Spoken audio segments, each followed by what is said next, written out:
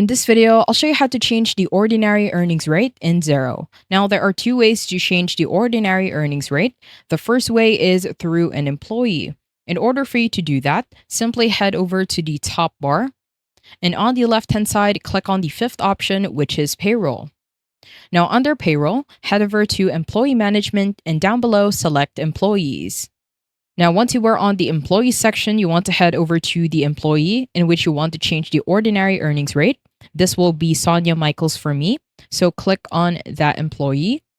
Once you do that, it will take you to its personal details. At the top, simply click on the third to the last tab, which is the pay template. Now that will take you to the pay template section. And as you can see at the bottom, we have here the earnings rate. So at the bottom of the earnings rate, we have our ordinary hours. And on the right hand side, this is where we can set this to an hour as well as the exact rate. So let's say they have 40 hours on a week and the rate is set as $30 per hour. Now, you can do a lot of things in order for you to change this. This will also depend if your ordinary hours is set as a fixed rate, if you pay them weekly or monthly, or depending on the hours that they did within that day. So this is set as 40 hours. Instead of 30, we can change this to 35.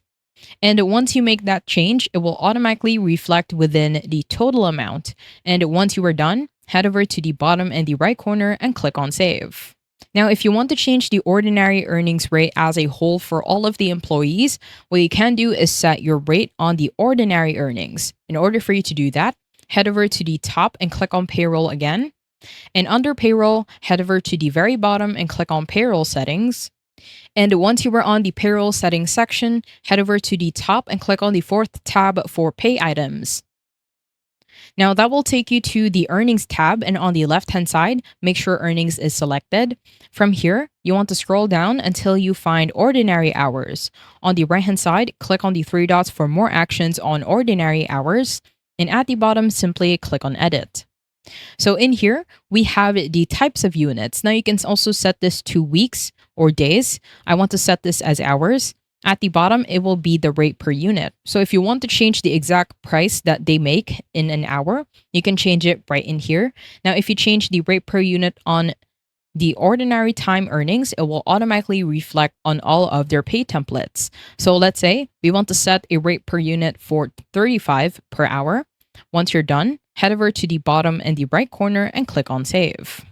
Now, once you click on Save, as you can see in here on the ordinary hours, it is now set as $35 per unit, and that will be per hour.